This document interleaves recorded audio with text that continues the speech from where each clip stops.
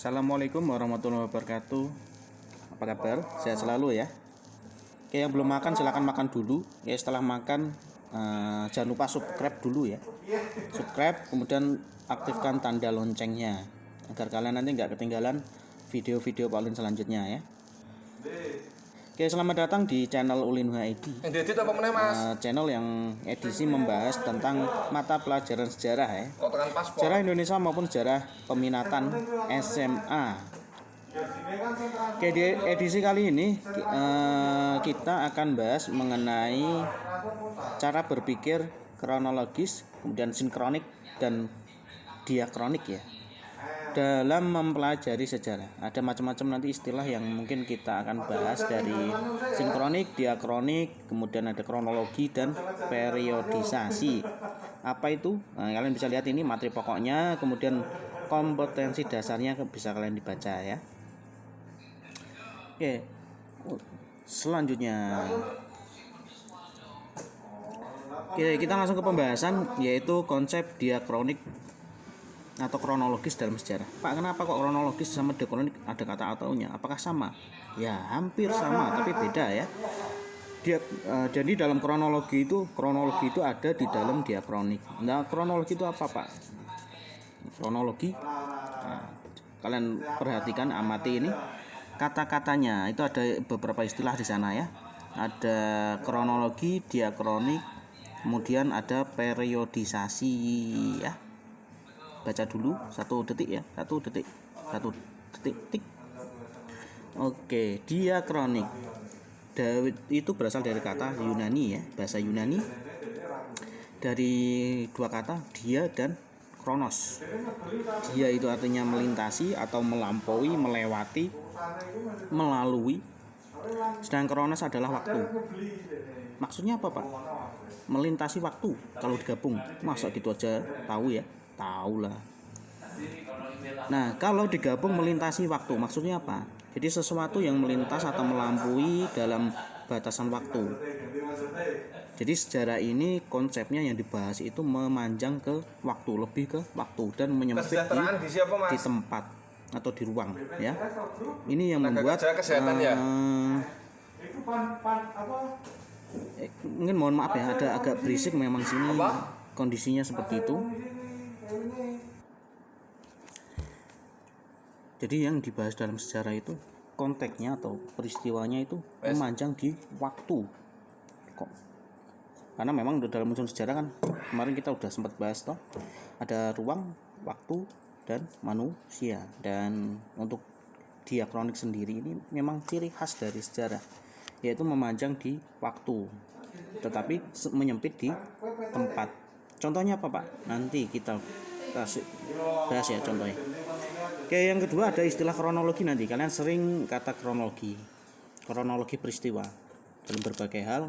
Ini sering digunakan kata kronologi, entah dalam mengungkap fakta, misalkan dalam kasus kepolisian begitu, untuk mengungkapkan perkara itu pakai konsep kronologi. Kemudian dalam mengungkap fakta wawancara itu juga harus kronologi. Jadi banyak hal yang berkaitan dengan kronologi, nggak cuma sejarah tok ya. Itu yang perlu kita tahu. Nah, kronologi itu apa, Pak? Nah, kronologi kalian bisa lihat itu ada berasal dari kata bahasa Yunani ya, kronos dan logos. Kronos, logi itu logos. Kronos itu waktu, logos itu ilmu. Jadi ilmu tentang waktu. Maksudnya apa? Ilmu tentang waktu dan selanjutnya menjadi ilmu bantu sejarah untuk menyusun suatu peristiwa. Maksudnya gini. Ilmu tentang waktu yang dimaksud di sini adalah urutan suatu peristiwa. Jadi suatu peristiwa itu step by stepnya harus urut sesuai dengan waktu terjadinya. Misalkan waktu tanggal 17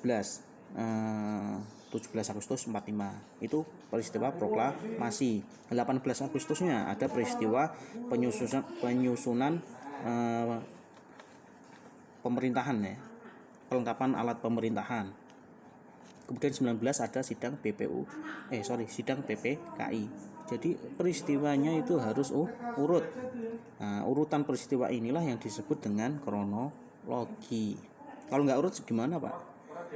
Kalau nggak urut ya bukan kronologi, tapi anakronisme. Jadi kayak nggak teratur secara acak, itu namanya anakronisme. Yang ketiga ada istilah periodisasi, periode waktu ya. Maksudnya apa? BPJS TKU penyelenggara Membuat apa, Mas? klasifikasi dari peristiwa sejarah dalam tahap-tahap Penyelenggara pembabakan pemerintah, apa tertentu. Periode itu artinya pembabakan waktu berdasarkan waktu tertentu. Contohnya gini nih, ada pembagian masa, masa Praksara itu ada kurun waktunya, kemudian masa Hindu Buddha itu ada kurun waktunya, setelah itu juga masa Islam, kerajaan Islam, setelah itu masa penjajahan.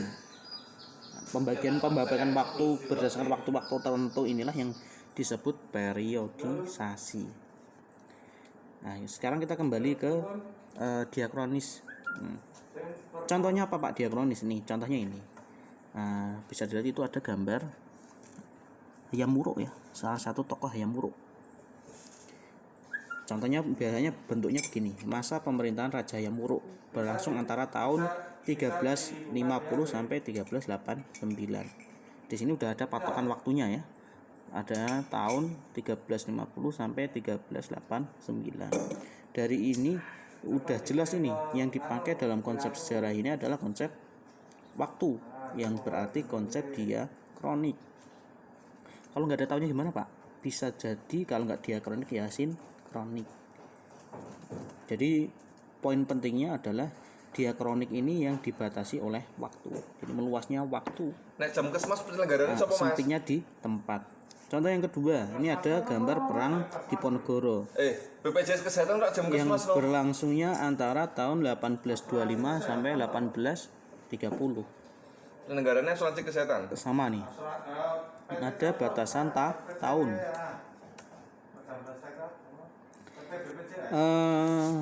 Dalam BPJS diakronik kerja, sendiri kesehatan, nek tenaga kerja jam sostek.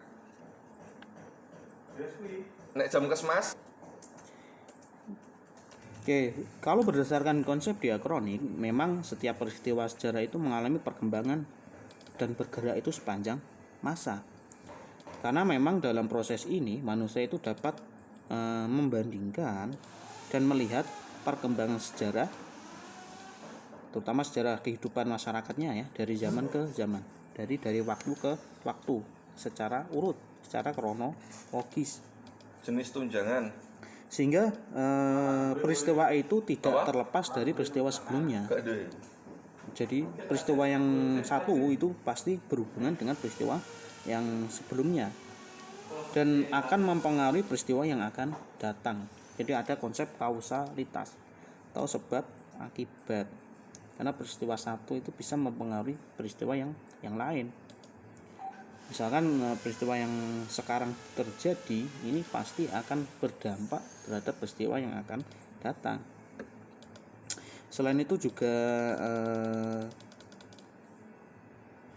berpikir secara diakronik itu dapat memberikan penjelasan secara yang kronologis, secara urut dan kausalitas, ada sebab akibatnya.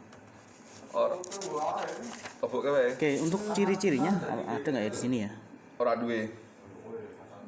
Nilai tes apa, kalau Mas? Ini contoh kronologi dibantu dengan tadi periodisasi ya. Ada masa prasejarah. Ini salah, bukan prasejarah. Sekarang namanya praaksara. Sebelum mengenal tulisan. Kemudian masa Hindu Buddha, masa Islam. Ini contoh dari periodisasi. Oke, untuk ciri diakronik sendiri yaitu yang pertama itu meluas di waktu ya, di waktu. Yang kedua, titik beratnya itu tentang peristiwa dan unsurnya. Terus yang ketiga adalah bersifat historis atau komparatif. Komparatif itu PNS ya, Mas. Ya? Gaji berkala. Oke, ini contoh-contoh periodisasi dari tadi ya. Praaksara ini mau nanti diedit sedikit ya, diperbaiki ya. Kemudian masa Hindu Buddha, masa Islam, kolonialisme Barat, ini masa penjajahan, ini pendudukan Jepang, penjajahan Jepang. Kemudian masa revolusi, Orde Lama zamannya Bung Karno, dan Orde Baru zamannya Pak Harto, sampai reformasi ya. Ini zaman dari Pak Habibie sampai sekarang. Oke, selanjutnya konsep sinkronik. Yang kedua ya, berasal dari bahasa Yunani sama, sin dan kronos. Sin itu dengan, kronos itu waktu. Maksudnya adalah bersama waktu, dengan waktu. Maksudnya apa, Pak? Sinkronik di sini mempelajari peristiwa sejarah dengan segala aspek dalam masa waktu tertentu dan lebih mendalam. Oke, ini berlawanan dengan diakronik. Kalau diakronik tadi lebih memanjang ke waktu dan memendek di tempat, di ruang. Kalau sinkronik ini kebalikannya. Guru isi no Mas, kepala sekolah Mas. Guru. SK kepala sekolah no. Oke, kalau sinkronik ini lebih menitik beratkan ke waktu, ke tempat ya, ke tempatnya, bukan ke waktu. Biasanya memang dalam membahas tentang peristiwa sejarah, sinkronik sendiri itu karena sejarah harus bekerja sama dengan ilmu-ilmu yang lain, ilmu bantu sejarah, ilmu-ilmu yang lain, bisa sosiologi, ekonomi maupun politik. Jadi dalam kita membahas suatu peristiwa itu nggak hanya tentang urutan waktunya saja, tapi juga pada proses kehidupan manusianya, kehidupannya. Jadi perkembangan masyarakatnya itu juga bisa dibahas.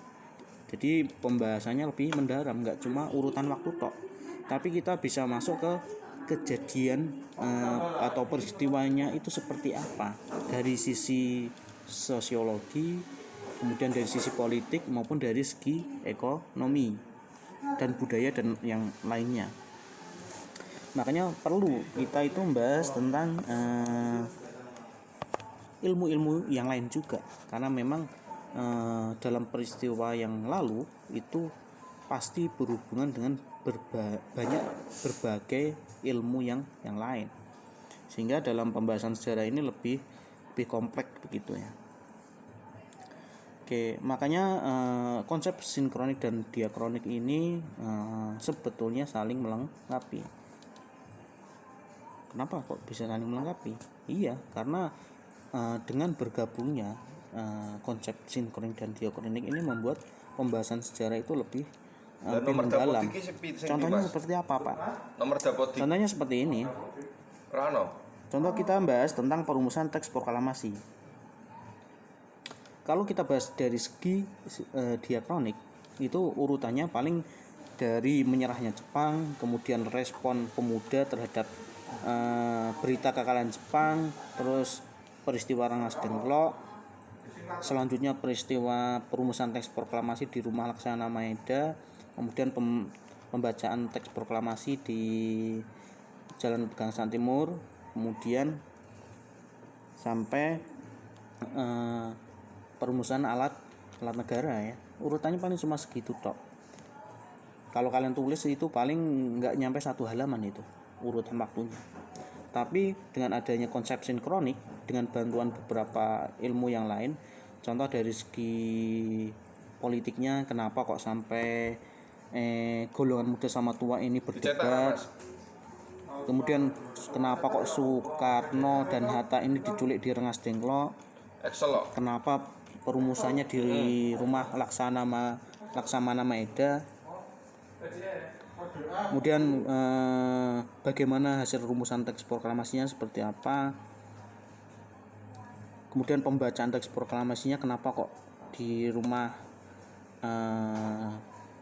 Soekarno di Jalan Pegangsaan Timur, bukan di Rumah Laksamana di lapangan Ikada. Itu semua berbagai topik itu bisa kita telisik dengan bantuan konsep sinkronik. Kalau kita tulis sama-sama peristiwanya yang dari tanggal 14 sampai 17 Agustus, kalau pakai diakronik toh, itu paling kalian bisa tulis itu 1 halaman toh. Tapi karena kita pakai juga konsep sinkronik, kita bisa masuk lebih dalam dari berbagai sudut pandang. Kalau sama-sama peristiwanya 14 sampai 17 Agustus, kalian bisa tulis banyak halaman, dari 4 sampai 10 halaman, bahkan bisa lebih. Makanya penting untuk ini ya, penggabungan ini cara berpikirnya baik sinkronik maupun diakronik dalam menghasilkan pemahaman. Jadi bukan hanya tentang apa yang terjadi, melainkan juga mengapa suatu peristiwa itu terjadi. Oke, ini ending dari pembahasan kita hari ini. Kalau ada yang sesuatu kurang jelas, kalian bisa komen atau DM saya, DM chat WA aja ya di grup. Kemudian kalau ada kesalahan saya mohon maaf sebesar-besarnya. Oke, untuk tugas kali ini pakai modul ya. Kali ini kita pakai modul, ada di halaman 35. Saya ulangi ya, ada di halaman 35 modul. Ada di bukan 35 ya. Tak ralat ya. Ada di halaman 37, halaman 37. Uji kompetensi 2. Halaman 37, uji kompetensi 2. Ada 5 nomor itu ya, ada 5 nomor, silahkan kalian kerjakan. Terus jangan lupa dikasih foto nama di bawahnya atau di atasnya. Uji kompetensi 2 itu halaman 37, kalian kasih nama dan kelas, dan kalian foto dan kirim ke Google Classroom ya. Nanti tak siapkan linknya, tempatnya, tempat tugas kelasnya. Itu kita tetap jaga kesehatan, jaga sesuai protokol kesehatan ya, di rumah aja, jangan kemana-mana, karena memang kondisi Semarang ini masih zona merah ya. Kita belum bisa bertatap muka secara langsung, apalagi kelas 10 ya, 10 kita belum pernah lihat wajahmu secara langsung ya. Oke, sekali lagi jangan lupa subscribe ya, kemudian like dan share ya, agar kalian nggak ketinggalan video-video selanjutnya untuk pembahasan selanjutnya. Oke, terima kasih. Akhir kata, wassalamualaikum warahmatullahi wabarakatuh. Salam Historia Vitae Magistra.